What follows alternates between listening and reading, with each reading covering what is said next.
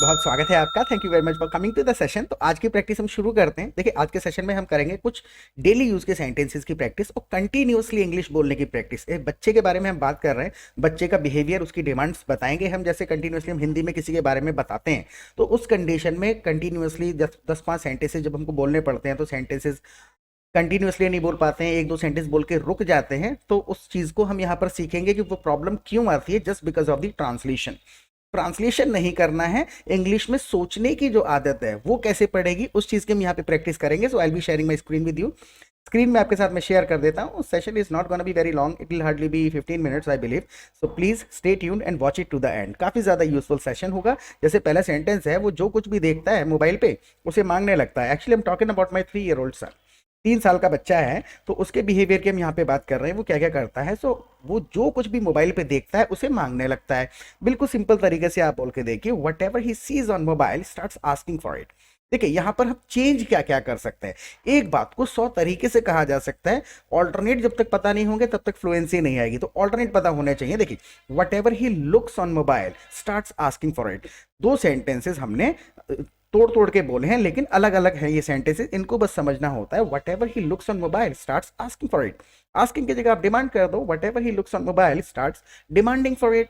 Getting my point. तो words बदले जा सकते हैं और स्ट्रक्चर बदला जा सकता है। नाउ अगला सेंटेंस आप देखिए, आप पूरा सेशन देखिए, एक दूसरे से कनेक्टेड सेंटेंसेस हैं तो ज्यादा समझ में आएगा। ओके, अगला सेंटेंस है कि लेकिन उसकी मासूमियत की भी हद है। उसकी मासूमियत की भी हद है। देखिए, एक्चुअल में होता क्या है, बिल्कुल ट्रांसलेशन नहीं करना है, फीलिंग को समझिए, मैसेज पहुंचाने की कोशिश करिए। इन द बिगिनिंग, स्टार्टिंग में आपका मेन टारगेट होना चाहिए कि मेरा मैसेज जाए। रिलेटेड वर्ड्स यूज करके सेंटेंस बना दीजिए। लिटरल परफेक्ट ट्रांसलेशन बिल्कुल भी पॉसिबल है ही नहीं। whoever speaks English fast and fluently, they just try to convey the messages in English. They don't translate Hindi sentences into English, right? That's something you need to let go of. उसी चीज को छोड़ना है आपको। तो लेकिन उसकी मासूमियत की भी हद है। देखिए, अगर हमें नेचुरल तरीका पता है तो आप ऐसे कह सकते हैं, but he also has his innocence। ये एक तरीका हुआ जब हम एम्फेसाइज करते हैं कि उसकी मासूमियत की हद है। उसकी मासूमियत पर जब हम एम्फेसाइज कर रहे हैं और उसे अलग है। Getting my point. So he also has his innocence, इस तरीके से आपने कह दिया। लेकिन अगर हमें नेचुरल तरीका हमने नहीं सुना है कहीं पर, तो आप नॉर्मल कह दीजिए, he is too innocent, he is very innocent. Getting my point. तो मैसेज पहुंचाने की आप कोशिश करिए। अगला सेंटेंस आप देखिए, मुझे बस हाँ बोलना पड़ता है और वो मान जाता है, राइट? मुझे बस हाँ बोलना पड़ता है और वो मान जाता है। What ever he looks on mobile starts demanding for it. और मुझे क्या करना पड़ता है, मुझे बस हाँ बोलना पड़ता है और वो मान जाता है। सो I just have to say yes. मुझे बस हाँ बोलना पड़ता है, आई just have to say yes and he becomes happy. अब देखिए, वो मान जाता है। लिटरल इस आदत को छोड़ना है कि हिंदी के जो शब्द हैं उनका ट्रांसलेशन नहीं करना है इंस्टेंटली। ब्रेन को आदत है, वो थोड़ा थोड़ा समय में खत्म हो जाएगी आदत। लिटरल शब्दों का ट्रांसलेशन नहीं, फीलिंग को समझिए, एक पाउज लेकर के उस फीलिंग को एक्सप्रेस करिए, right? So I just have to say yes and he becomes happy. वो खुश हो जाता है। या फिर आप इसी चीज को घुमा के कह सकते हैं, all I have to say yes. मुझे सिर्फ करना क्या पड़ता है, all I have to say yes and he becomes happy. वो खुश हो जाता है। नाउ अगर वो कोई छोटी मोटी चीज मांगे तो ला भी दूं। अगर वो कोई छोटी मोटी चीज मांगे तो ला भी दूं। अब बिल्कुल सिंपल देखिए, ये इडियोमेटिक तरीके से सेंटेंस बनाया गया है, लेकिन इन सेंटेंसेस को इंग्लिश में बिल्कुल नॉर्मल तरीके से बोल दिया जाता है। If he ask for small items, if he ask for small items I might get it for him. If he asks for small items, I may get it for him. Might और may दोनों संभावना को जताते हैं, तो आप दोनों कह सकते हैं यहाँ पर। If he asks for small items, I may get it for him. मैं उसके लिए ला भी सकता हूँ, राइट? इसी चीज को और थोड़ा सा घुमा करके हम बोलने की कोशिश करें। If he demands for small things, I may consider getting it for him. तो और थोड़ा सा इंप्रूवमेंट कैसे आएगा, जब मैसेजेस पहुंचाना शुरू कर देंगे ना, फिर सेंटेंसेस को इंप्रूव करना शुरू करेंगे। लेकिन हम सीखते समय क्या करते हैं कि हम पहले ही, सबसे पहले सेंटेंस से ही परफेक्ट बोलने की कोशिश करते हैं, लिटरल ट्रांसलेशन करने लग जाते हैं, जिस तरीके से इंग्लिश बिल्कुल नहीं बोली जाती है। English is spoken its own way which has no connection with Hindi. और उसको सीखने के लिए अगर आप हमारे चैनल पर पहली बार आए तो प्लीज चैनल को सब्सक्राइब जरूर कर लीजिएगा। और 1 मिनट लूंगा मैं आपका, बस स्किप मत करिएगा। आप हमारी लाइव क्लासेस अटेंड कर सकते हैं। देखिए, लाइव क्लासेस के 2 फायदे होंगे। सबसे पहले तो हम आपको अपने कम्युनिटी में, अपने ग्रुप में ऐड कर लेंगे, जहां पे आप दूसरे पार्टिसिपेंट्स के साथ रियल सिचुएशन में प्रैक्टिस कर पाएंगे, which is most important part of learning.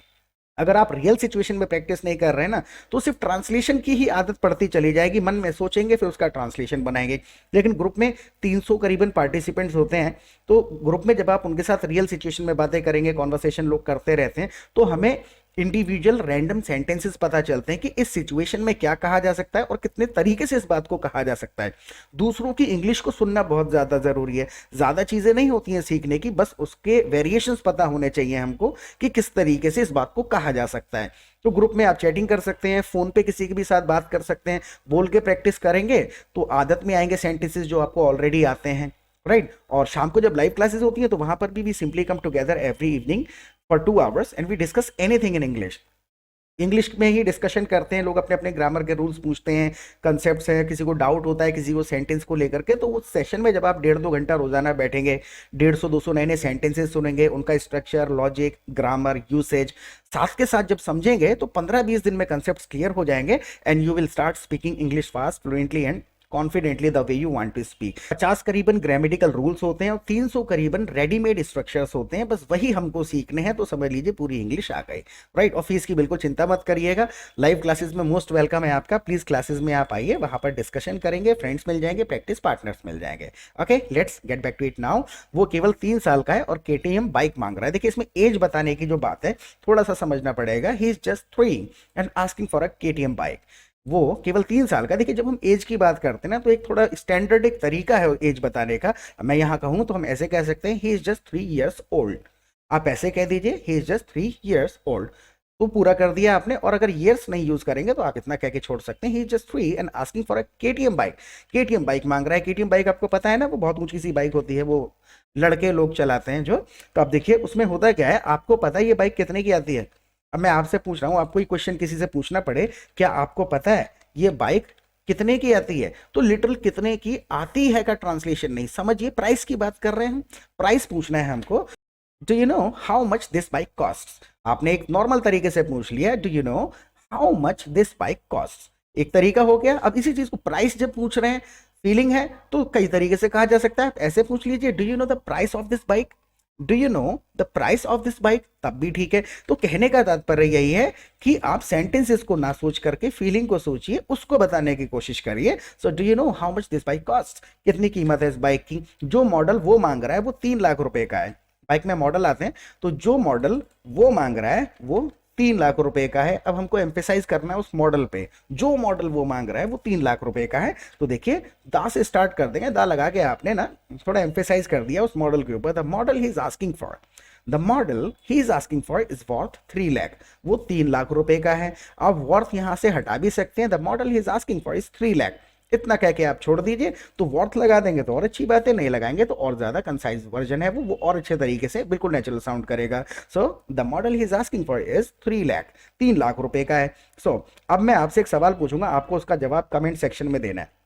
पहले इसको हम क्वेश्चन, इसी बात को इंग्लिश में कहते हैं, फिर आप 2 सेंटेंसेस और बचे हैं, डोंट गेट बोर्ड, पूरा देखिए। आपको अब आपकी बारी है लिखने की, क्वेश्चन को समझ के। ओके, मैं आपसे एक सवाल पूछूंगा, आपको उसका जवाब कमेंट सेक्शन में देना है। देखिए इसमें थोड़ा ग्रामर समझना पड़ेगा हमको बस।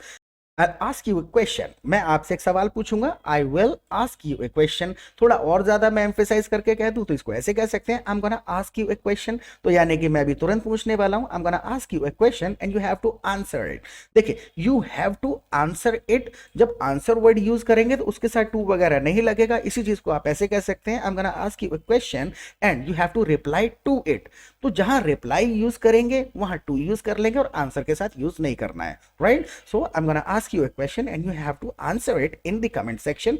कमेंट सेक्शन में आपको उसका सवाल का जवाब देना है। अब क्वेश्चन क्या है, देखिए दोनों लोगों के लिए है। पहले वाले के लिए जी, अगर आप शादीशुदा हैं तो आपको बताना है आपकी शादी को कितना समय हो गया। इसी लहजे में इस क्वेश्चन को करके देखिए आप। इसमें होगा क्या, छोटे छोटे 3 सेंटेंसेस बस आपको बोलने हैं। अगर आप शादीशुदा हैं तो आपको बताना है कि आपकी शादी को कितना समय हो गया, सिंपल तरीके से। इफ यू आर मैरिड, देखिए एक सेंटेंस ये हो गया, इफ यू आर मैरिड, अगर आप शादीशुदा हैं, so you have to tell me how long have you been married.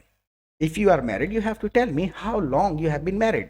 देखिए समझने वाली बात क्या है, वर्ड ऑर्डर को बड़े ध्यान से देखा करें। How long you have been married, देखिए जिस कंडीशन में मैं ऐसा क्वेश्चन कर रहा हूं जहां पर मैं बिल्कुल श्योरिटी के साथ कह रहा हूं कि आपका जो जवाब है वो यस में आने वाला है, तो हम उसको हैव यू बीन मैरिड नहीं कह करके यू हैव बीन मैरिड कह देते हैं। मैं एक श्योरिटी लेता हुआ चल रहा हूं इसमें अपनी तरफ से। So if you are married you have to tell me how long you have been married, right. और अगर मैं थोड़ा सा इन तीन सेंटेंसेस को इकट्ठा ना बोल के एक क्वेश्चन पूछते तो how long have you been married.